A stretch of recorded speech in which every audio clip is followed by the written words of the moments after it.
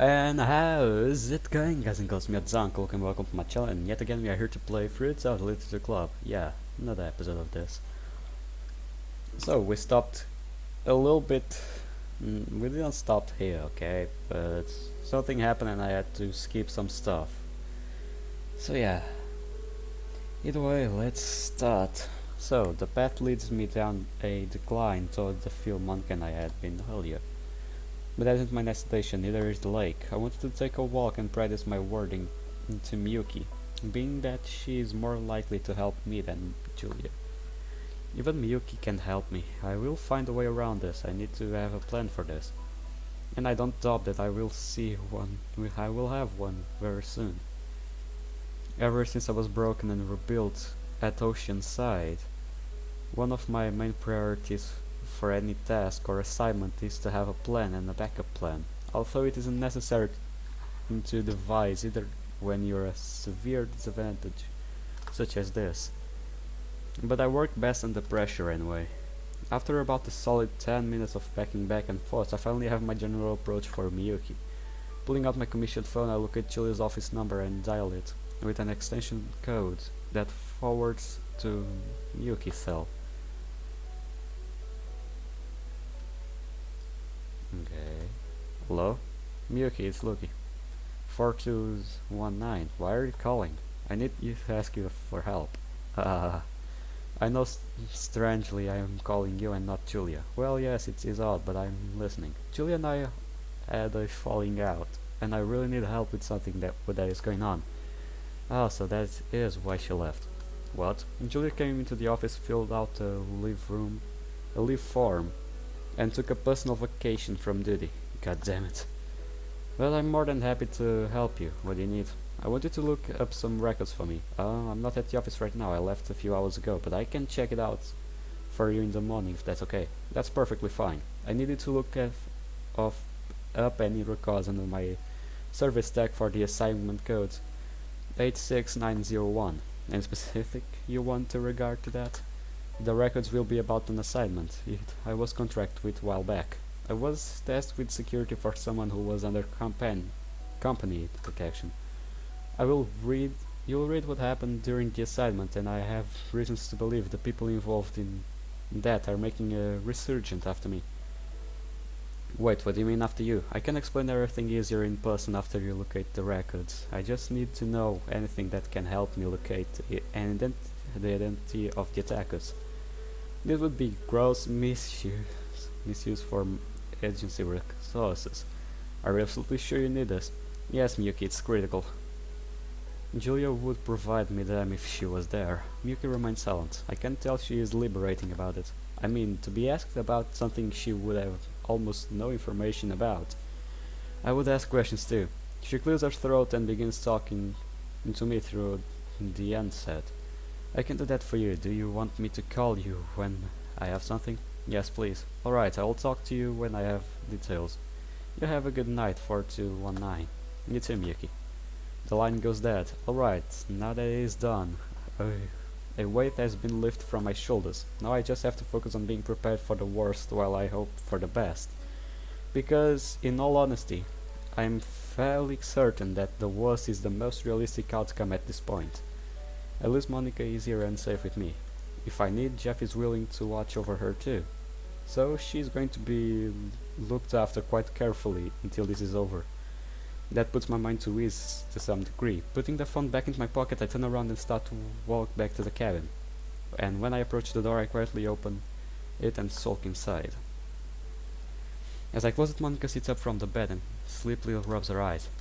Lucky? Yeah, sorry, I didn't mean to wake you up. No, you're okay. What were you up to? I went on a walk. I see. Did you like it? It helped, yeah. That's good. Are you going to come to bed now? Of course. Monica reaches her hands out and offers it to me. I walk over, accept it, and lie back down. Falling asleep with Monica right next to me gives my soul a calming reassurance to sleep. The last thing I remember before losing consciousness were her eyes. Okay.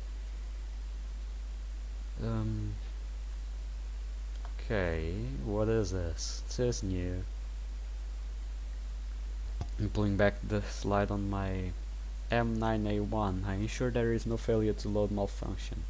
Slowly and quietly letting it return to place, I take count of how many magazines I have on me. Next I check my radio to ensure it's operational. Pressing a small black button on the side, a test beep rings into my earpiece. Check. Finally reach to a small black Kevlar statue attached to my hip. Unzipping the metallic zipper and grabbing several instruments and parts, I take inventory of my weapon's modification. Everything is here and prepared. Now I just have to wait for the cue. Keeping my finger off the trigger, I line up on the outside of the brick wall. In front of me is a wooded area I had been briefed on, and my targets are roaming through the air. Lightning strikes off in the distance and in unison with my watch beeping.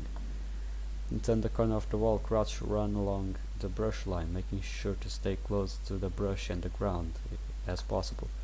Jumping between tree to tree, notice the tracks on the ground of my targets. Kneeling into the soft, almost muddy ground, I examined the tracks. 4 individuals, most likely men to the foot width, all wearing individually treated boots. They are moving north along the path. Keeping the sound of the storm as my main cover, I keep my pace and path along with the brush. Okay, wait a bit.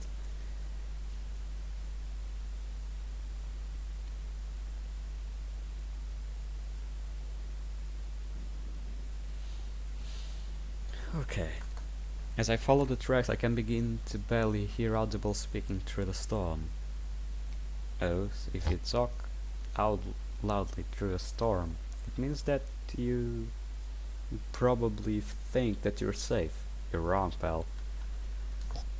I can't make out what they are saying, but I can tell it is multiple people conversing. Creeping closer and closer, I keep my hands wrapped around my handgun, fingers still off the trigger. Lightning strikes again and allows me to see the group of people I have been tailing. They all wear what looks to be navy blue digital disruptive pattern combat uniforms. All match the idea I was given. Alright, there they are, look. I need to distract them somehow. Looking around, I notice a pretty large rock that I'm sure I can throw. Holstering my weapon, I grab the rock and throw it above their heads. It smacks another rock next to them, causing them to look towards and draw their weapons. Great, now that their attention is diverted that way, I grab my handgun and dart to the left brush line, allowing me to move around to their backs. Putting one round into each of their backs, I dive behind a rock for cover. What the hell? 2 of the men fall to the ground, one drops to his knees and the other turns around almost doubling over. Don't think they saw me. Good. Speaking barely from the top of the rock, a muzzle flash shines in my vision. A small pipe of rock shadows in my face. Shit. I'll kill you, you piece of shit. Taking a few deep drafts, I roll myself over the rock and continue firing. He drops dead to the ground. The other, who had followed to his knees at me before, put one final bullet into his skull. Ensuring the final 2 are gone, I check their necks for dog tags, and sure enough, as I was informed, they do, except one. What? Strange. Rolling the corpse over, I take a look at the face, instantly feel shock shoot through my body. Monica? Monica lies on the ground below me, bleeding from the bullet wound in her back. Her eyes glossed over and lifeless. I hold her corpse in my arms. No, what the hell? What the hell? Monica, I'm throwing myself up from the bed, lightning speed. I can't seem to control my breathing. My heart rate skyrockets and almost deafens me from anything else. My blurred vision caused my anxiety to only rise as I struggle to look around me. Still panicking, I look around the room and realize that I'm in Ashley's cabin. The relief I feel helps slow my heart rate and calm my breathing, but then I remember Monica. The bed is empty. Where is she? Where is she? Get out of bed, I look around the room frantically. Quickly walking to the front door, I open and scare around, but right before the door, on the wooden porch that is lifted off the ground, Monica sits down and stares up at the sky. Oh, you're awake. Yeah, I'm awake. She's right here, thanks God. It was a dream, buddy. Come on, calm down. My heart aches from the sudden surge of panic as I just put myself through. But now that it's over, I just have to let myself calm down. So, while I look at Monica, I perform a breathing exercise. How did you sleep? I slept fine. Lying to both myself and Monica, I encourage myself internally to ignore the nightmare. What about you? How did you sleep? Slept very well. I wonder why. Monica responds with a playful giggle. So you're just out there here watching the clouds? Yep, I woke up a little early this morning and after doing a few things I came out here and just decided to look up at the sky. That sounds relaxing. It really is. So, what's the plan for today? I'm waiting on a call from someone. As soon as I get it, I am going to get some things from them. Ah, am I going to be staying here? I wanted to ask you about that. I want you to be safe no matter what, and that would depend on whether I have you go with Jeff for today or stay here alone. Well, aren't we super far from the town? Correct. If I went with Jeff now, I would only be going back into town. I think that would cause more of a concern there than if I stay here. Plus, I wouldn't mind a little alone time in a nice place such as this. Right, then that's what we'll do. But let me get into some new clothes and then I want us to continue what we left off yesterday. You had a great start with just the basics of self-defense. Today I am going to help you reinforce that by introducing some more advanced techniques. Oh, I can't help but feel excited about that. Oh wow. It depends if you can do it right or not. Oh well, returning to the field with Monica a few hours later. I continued to teach her more and more about how to defend herself, because if anything were to happen and I'm not around, she'll be expected to fight back. Monica is a tough girl and I know that she wouldn't let anyone harm her easily. This is just to solidify her resolve and my own.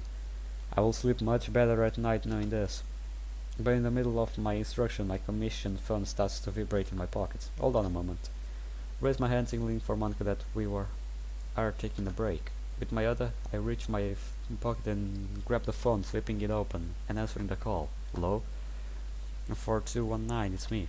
Miyuki, you got anything? I have some information, but you would have to come and look for yourself to see if it is useful. Roger, I'll be down there in a few hours. I end the call and send Jeff a text message. Is that you're good to leave? It will be soon. Jeff is already on his way over. I just let him know that I am ready to go as soon as he gets here. So, we have a little more time, right? Yeah. Then why don't we take a break and read something? I would love to. Yeah, there. Walking up the steps of the field office into the air-conditioned main lobby, I avoid eye contact with the several leaving and arriving business personnel. So this is the place where we work. Okay. The main lobby is much larger than you would expect. The very pristine polished marble flooring almost invites your presence alone. Wait a bit. Okay, we are back. To the left of the large glass entrance, a bunch of costly furniture sit around the coffee table. To the right are some doors that lead to more logistical areas of the office. The storage, maintenance and other essential staffing areas are locked behind them. But directly to the middle of the lobby, cordoning off the rest of the building, is the receptionist desk. Walking past the left side of the desk and further into the building, I reach more open room with elevators, stairways and paths decorated with red carpeting. Walking up to one of the stairwells, I go through several access control checkpoints and reach Julia's office in no time. Opening the door reveals Miyuki sitting off to the side of Julia's desk, tapping away on a laptop. She looks for a split second and makes eye contact with me, but returns her attention to the laptop. Good afternoon, Miyuki. Good afternoon, 4219. What do you have for me? Miyuki speaks without removing her attention from the laptop screen, constantly typing away. So I found a bunch of information that you might find useful, but I will leave that to you for you to determine. Now there's a lot in there that you aren't technically supposed to see, so none of the information you see here is discussed with anyone but Julia. You and I, am I clear? Mm-hmm. I reach for a folder that is placed near the edge of Julia's desk. Grabbing and lifting it defies my expectations for how light I expected the folder to be.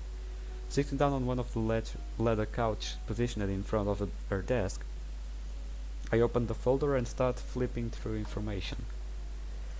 But when I reach that page, the piece of paper that brings me back to everything, I feel my body instantly run in cold sweats. I purposely turn onto its back and move on, avoiding the feelings that it invokes.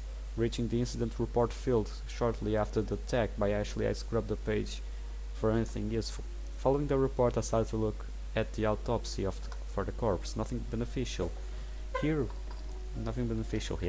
My main goal is to find out any association that these people had with each other. That way I can correlate. Wait, what?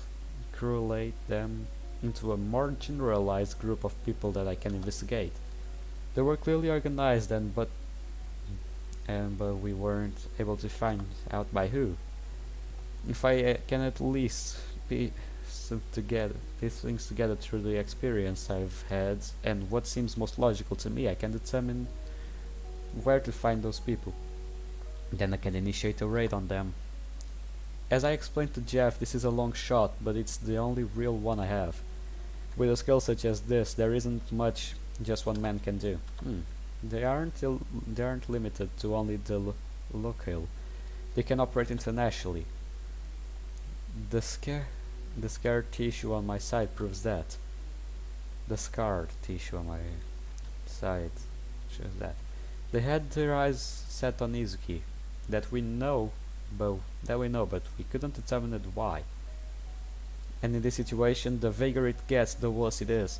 They could have targeted Izuki because of her popularity, like they could force influence from that alone. But what influence could they want from a teenage girl?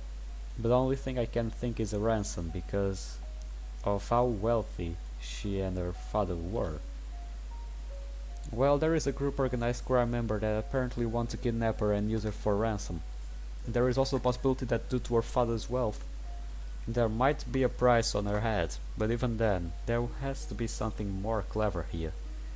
It would make sense that there was an attack against the Prime Minister Haid. He could have seen as a traditional assassination kidnapping target. You could get much more money and power from targeting someone like him, but not Izuki. Rubbing my forehead, I continued reading through the document. Closing the folder, and I am left with little to no useful information at all from this. Just that anyone from this organization that we had taken into custody either refused to speak or found ways to kill themselves. As for the leaders, they disappeared or were killed during the attacks. After what happened and I came back, Ashley didn't want to pursue the problem any further, so I never got the chance to find out who was the cause of this. And so help me God, if I find out who they are, they will suffer. Miyuki walks back into the room with an ice-cold bottle of soda. She hands me the bottle and sits down across from me. Thanks, don't mention it. So, what did you find out? Very little. It was a lot of reflection on what happened just from a paper perspective.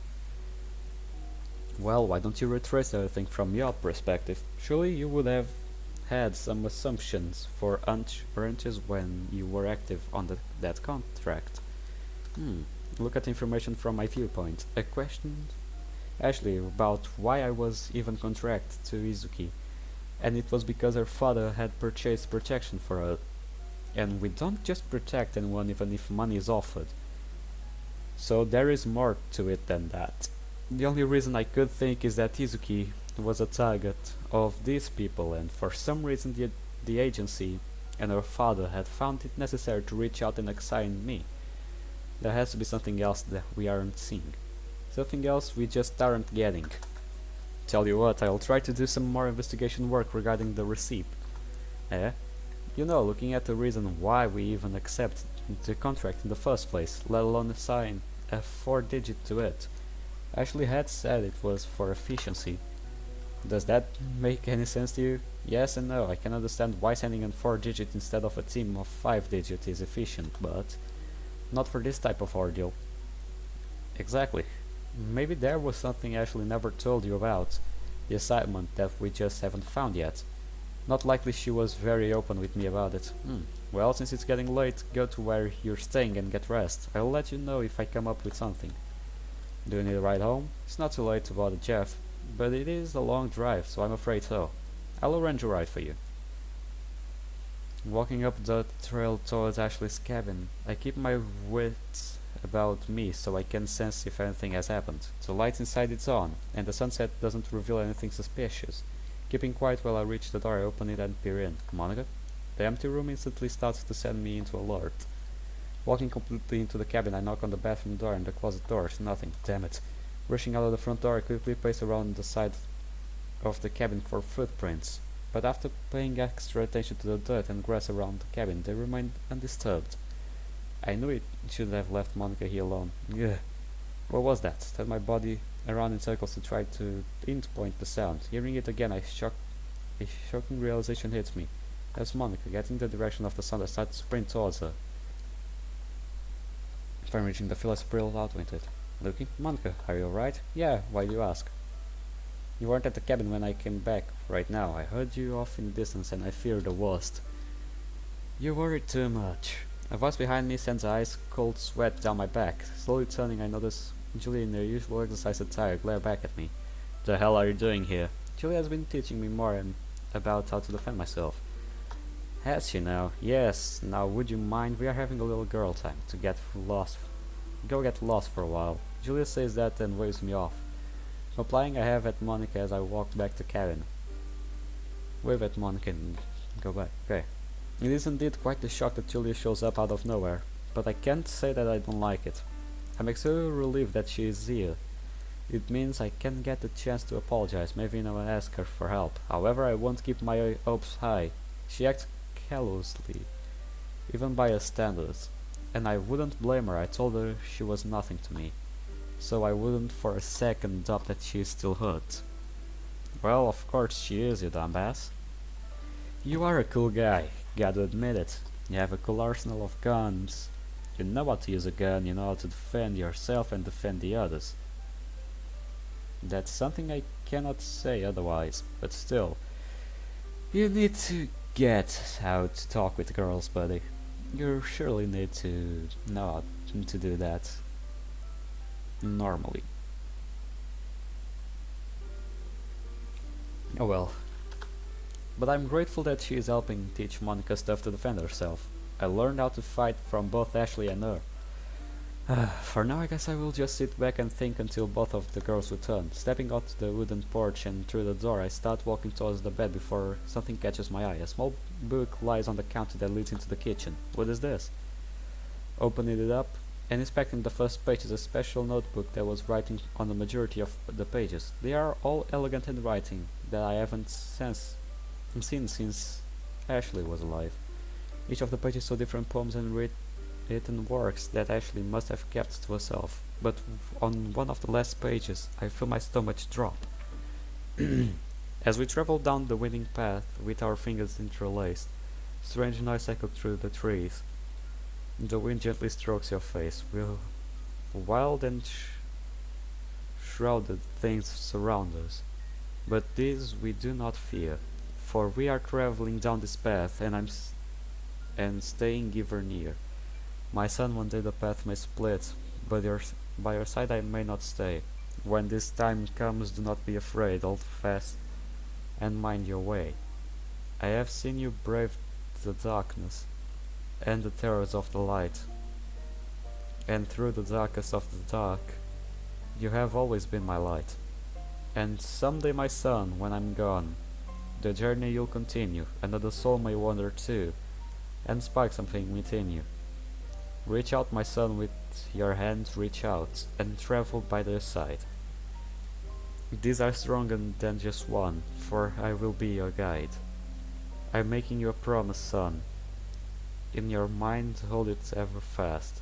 I wasn't there for your first breath, but I'll be with you until my last. I'm speechless. This came from Ashley. No, it couldn't have. She was never this way with me. She never spoke or acted like this unless she purposely hid it from everyone.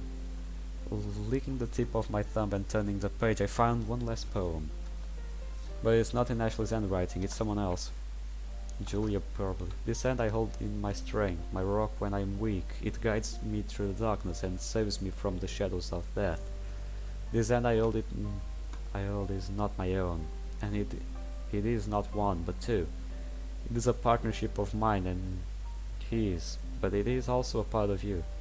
You took this hand before I did. You led it down the path. You gave this hand its strength and courage, and then gently passed it to me. This hand will hold forever. I will quell its fear and tend its wounds, and in this task I am not alone. As a mother, love never ends. Reading Monica's handwriting, I picture how Ashley would respond to it. This was an unspoken bond between Monica and the woman who raised me. Without even telling me, Monica accepted the responsibility that Ashley has hoped one day someone would take. Something within myself has changed. I don't know what, but I feel different now. Not knowing what else to do, I shake my head and remove my thoughts. I close the book and place exactly how it was, just as Julia and Monica returned from the field. Hey, did you get a good workout in? I comment as I watch Monica wipe some sweat from her brow. Yeah, it was tiring, but I enjoyed it. That's good. Both Julia and I make eye contact, but don't speak to each other. But thank for God for Monica saving me from these awkward moments. I am gonna take a shower and then get some fresh clothes on. Is that okay, Julia? Oh, of course, I will probably do the same when you're done. Monica smiles and gives me a hug, and then departs to the bathroom with a bag she has filled with clothes and other necessities. Okay. When the door closes, I finally speak to Julia. Listen, before I even consider speaking to you right now, follow me. Julia turns around and walks back out the door. Remaining silent, I follow after her. Julia takes me slightly down the hill. She turns her back to me, speaking cold and emotionless words. I don't know what to say to you right now. Part of me is happy to see you, part of me wants to cry, and part of me wants to so badly throw you up and down this trail. Then I see that girl in there and those emotions become even more complex. Julia finally turns around and faces me, her eyes red and fighting back tears. What you said really shouldn't have hit me that hard, but it did, and I don't even know how to react. I felt crushed, I felt betrayed, and I felt abandoned. You know that you are the only person that I remotely enjoy being around. I used to think of you as someone close to me, not quite like son or nephew, not a brother either. You were in an entirely different class, dedicated only to you. But after what you said, I don't even know where I stand with you anymore. And it hurts me. Tears finally begin to fall from Julia's eyes. Each drop a bullet that rips through my heart. I deserve to feel this way. I said what I said, and just as she said, I hurt her. Wait a bit.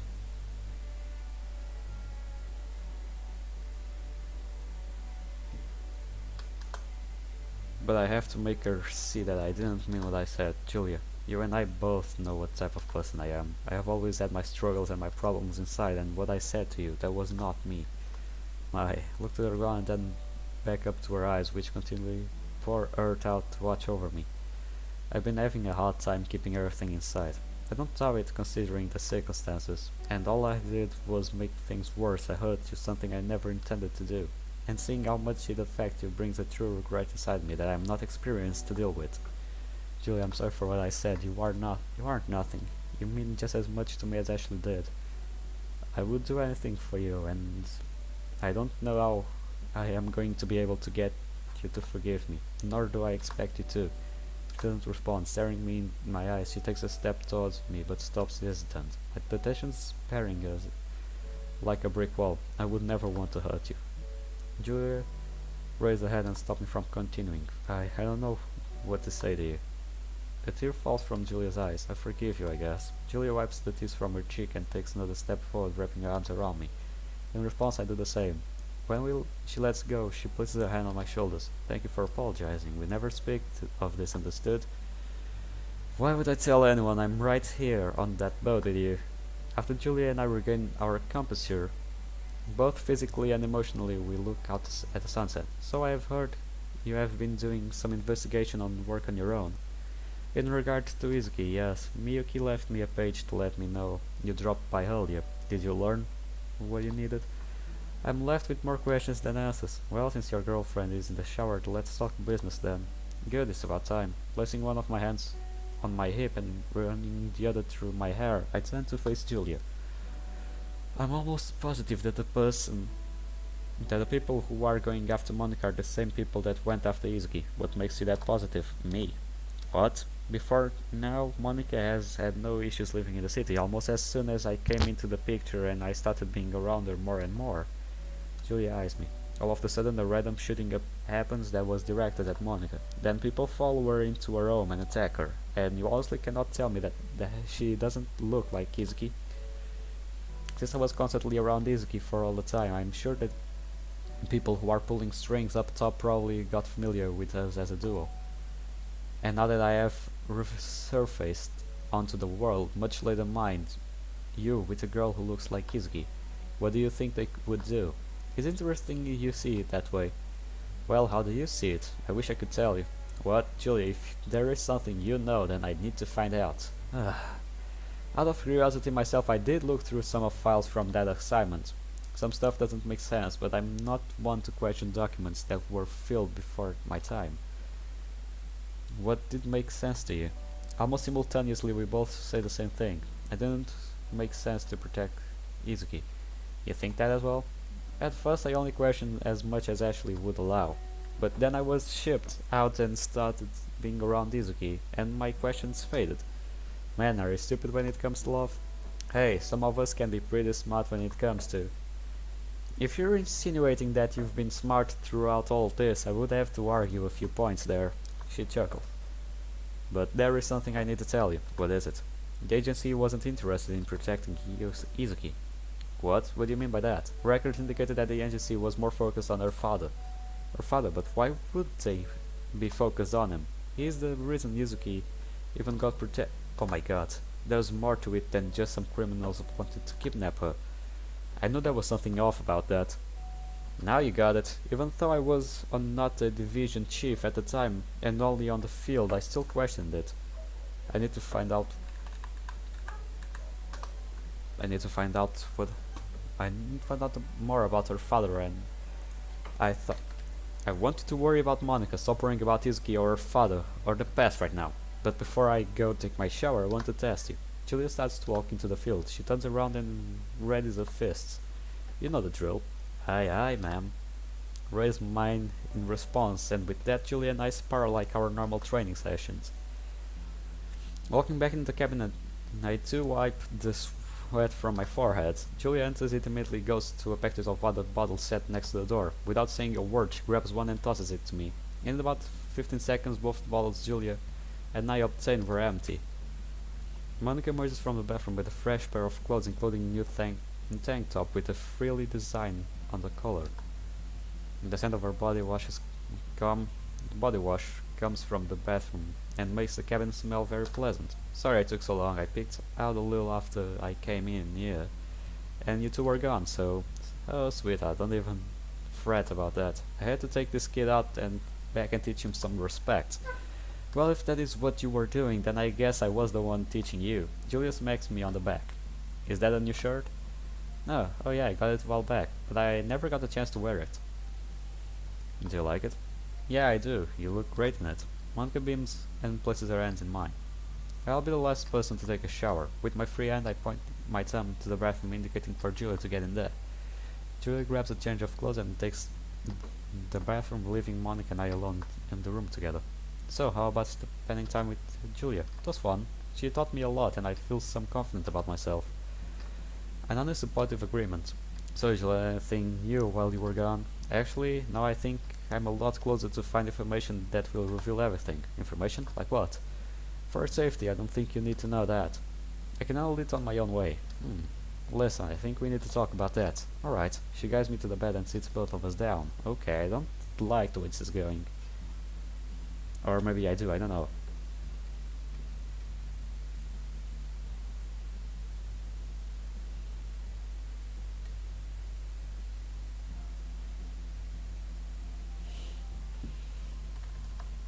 I know you want to do all of this on your own, but I want to help you.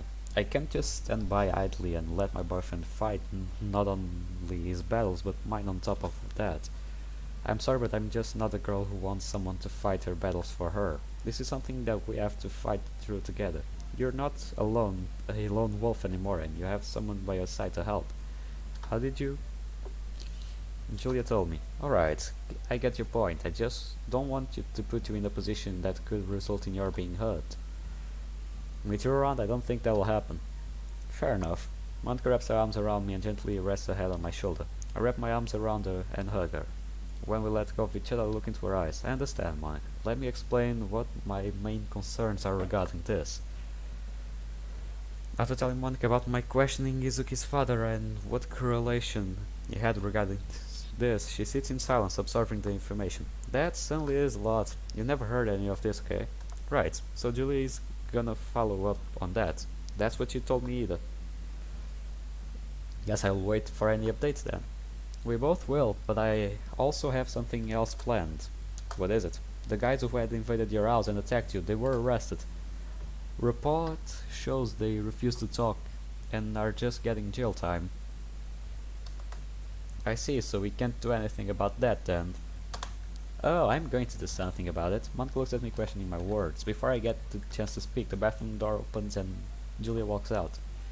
She walks out of the bathroom in the very short shorts, a black t-shirt, and ties her hair into a ponytail. Are you seriously wearing that right now? Julia stops and blankly stares at me. What? Are shorts too much? I think those are adorable. Julia winks at Monk in compliment. You are wearing one of my shirts. So? What do you mean so? I need to do a load of laundry, and I don't have any clean shirts left right now. Plus, your clothes are always so comfortable. How you manage to fit into it is beyond me. You're saying I'm fat? No. You're brunette, bimbo. You're brunette, bimbo. Those shirts are already tight fitting on me, and now you got and squeeze your knockers into them. Julia flips, but okay. Julia's face blushes and she looks away, slightly covering her chest. I don't know if I was backward compliment. It was a backward compliment, or it was you making a genuine point. A little of both. Monica starts to laugh so hard that I make sure she takes a breath before passing out. Well, too bad, I have nothing else to wear. You're fine, Jules. Just don't ruin the shirt because it's a nice one. If I ruin it somehow, I'll buy you a new one. Deal. Sorry for laughing, hehe. Julia, you look real nice in that. Thank you. Oh, if no one has any oppositions, I'm going to take my shower now. You girls have fun. After an invigorating shower, I get dressed in clean clothes, drying my hair off with a towel. I look at myself in the mirror. God, I look so tired. Which is weird because I don't feel tired at all. But the idea of lying down in bed with Monica calls me. Maybe I should get some sleep. Julie is here with us, and if someone here tries something, we'll be more than prepared. So as I reach the bathroom door, I freeze when I hear my name mentioned in the other room.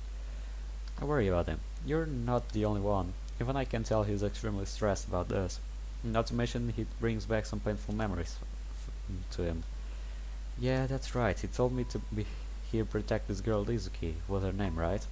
She and I look similar, and then all of this stuff started. He thinks it's because of the coincidence. But he never told me what happened to this girl, and to be honest, it kind of makes me worry. Worry? How so? Well, because he seemed pretty close with her. I can only imagine what happened and why he ended up with us here today. And the things that come to my mind are not so good. I can tell you one thing. What is it? Luke didn't want to leave. He hasn't finished business with that whole ordeal. Unfinished business? This reignited the fire that was within him at the time. If it's one thing about Luke that I have come to know well, is that he is vengeful. But he's only vengeful under specific parameters. There is a pause in the conversation as if Monica silently responds to Julie with a facial expression. Vengeful as in protective. If he cares about someone and that person is hurt, Luke takes it on himself and to deliver justice. Or something that Ashley and I noticed about him since he was younger. We've been taking measures to prevent that. I see, judging from how he grew up, I don't think I can blame him for that. I can't either. When he finds people he cares for, he holds on tight. Because that list is pretty exclusive. I'm glad to be on that list. I'm glad you're around, to be honest. He needs someone to watch out for him when I'm not around. It's strange to hear that he would need someone like that, right? That stone cold bastard is there says he doesn't need it. But that is just him being stubborn, which in hindsight, Ashley and I may have taught him that, unfortunately. Well, no matter what, Julia.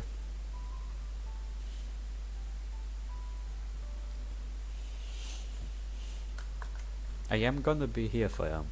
I should tune out of this conversation right now. Silently thinking about what I have heard leaves me quiet and somewhat closed. Part of me instantly dislikes what I hear. I'm becoming too weak. My emotions are taking over and I'm losing focus. This has to change. My job is to protect. I can't allow myself to lose everything over how I feel. After taking a deep breath, In, I open the bathroom door. The darkness of the night creeps further and further across the land. Monica sleeps soundly next to me and Julia across from us in a hammock. I've always wondered how the hammock felt. Is it comfortable? Julia doesn't seem to mind either way. She quietly snores away her worries and her consciousness. I, however, lay completely still and silent, staring up at the ceiling for a amount of time I can't even fathom anymore.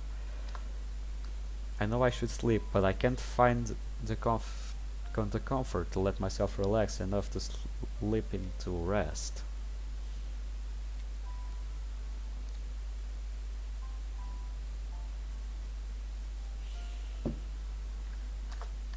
It's too late for me to get up and do anything. Plus, it doesn't help that Monica has her arm wrapped around me, so moving is not an option.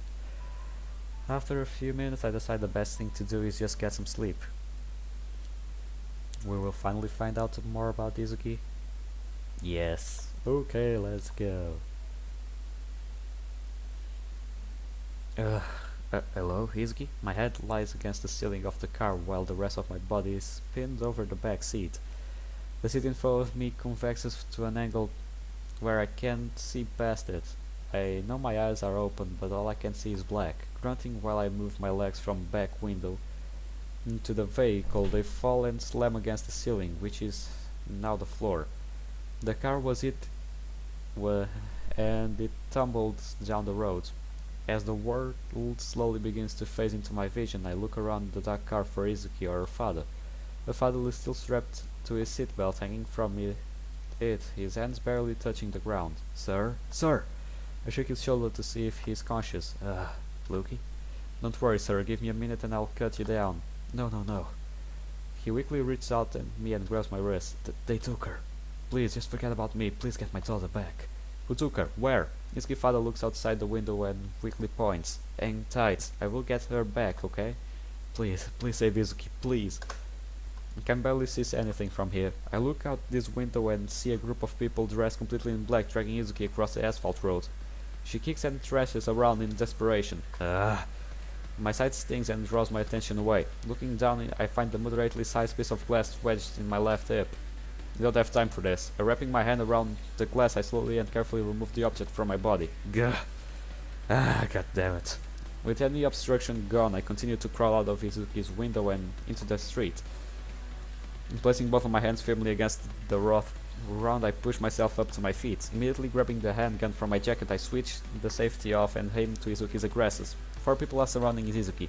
They are all dressed in completely black, even wearing face covers to mask their identities.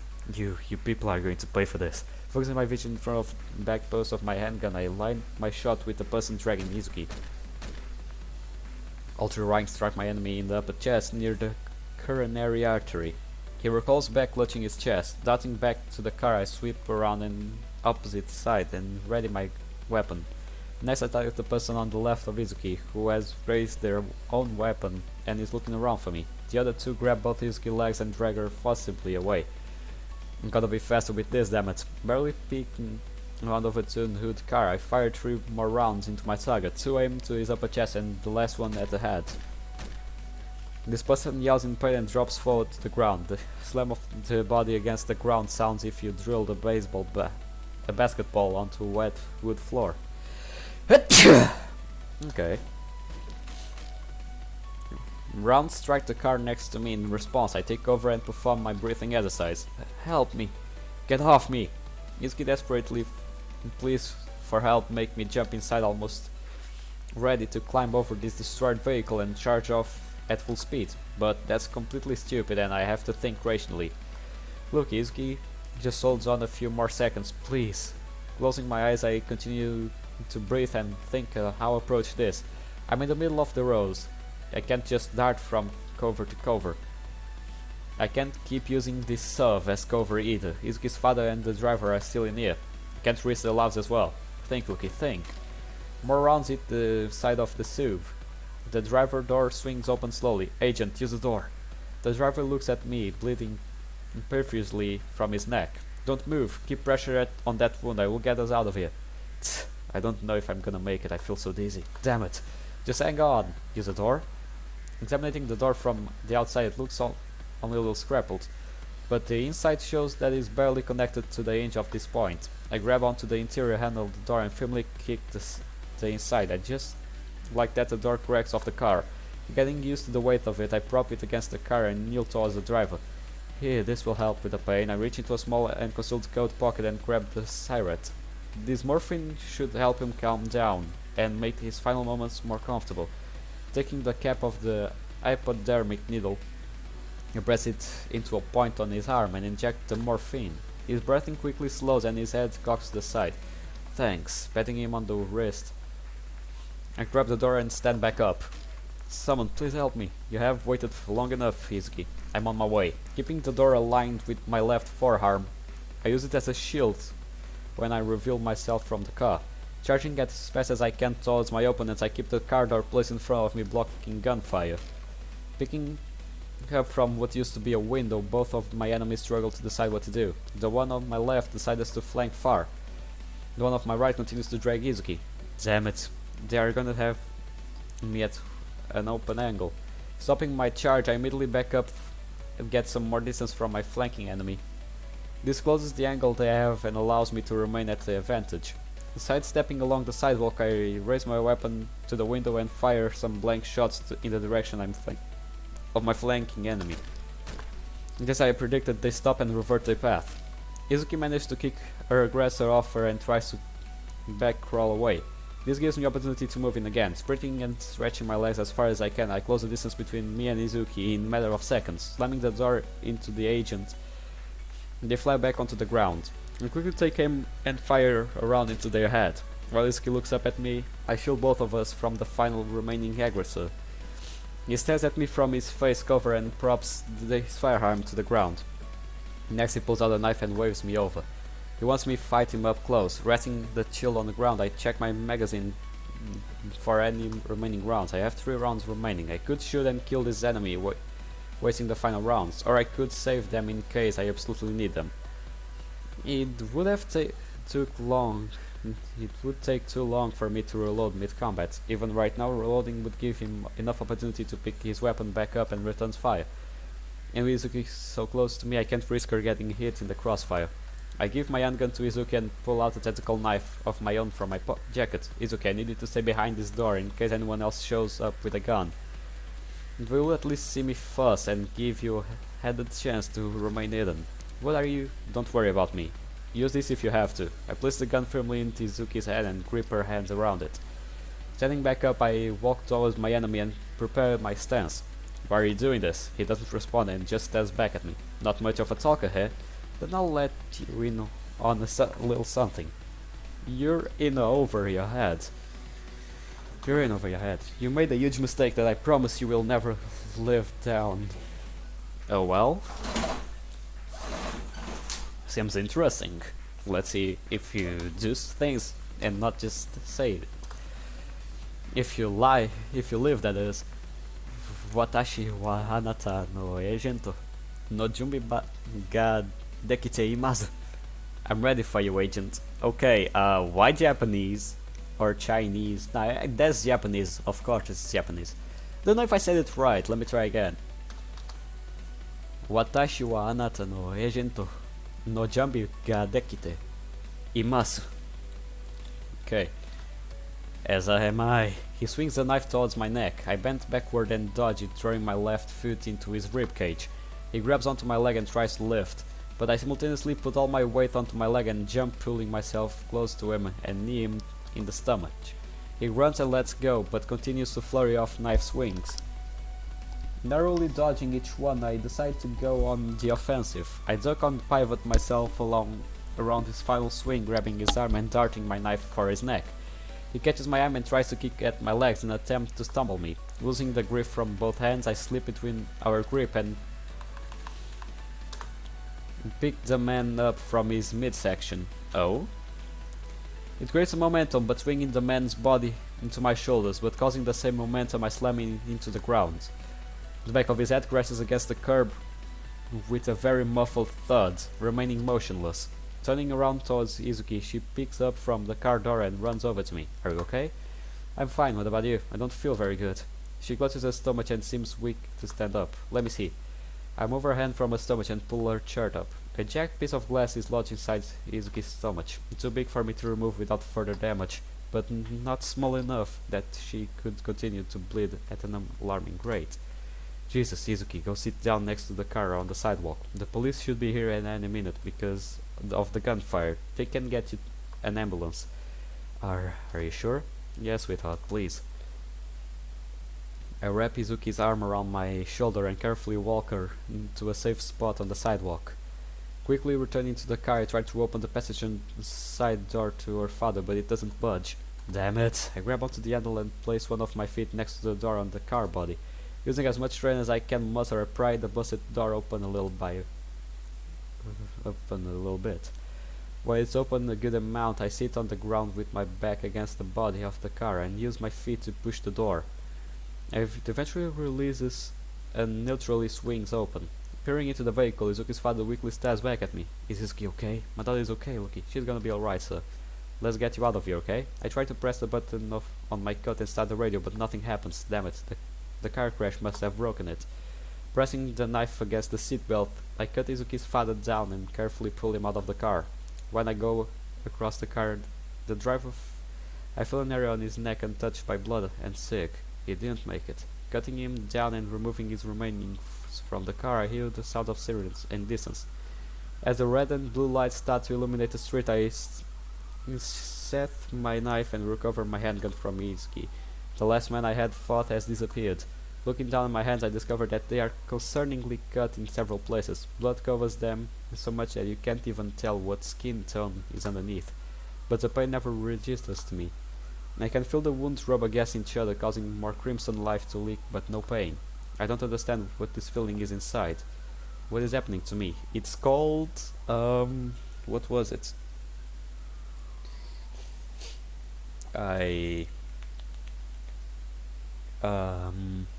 Let me try to remember it. Wait.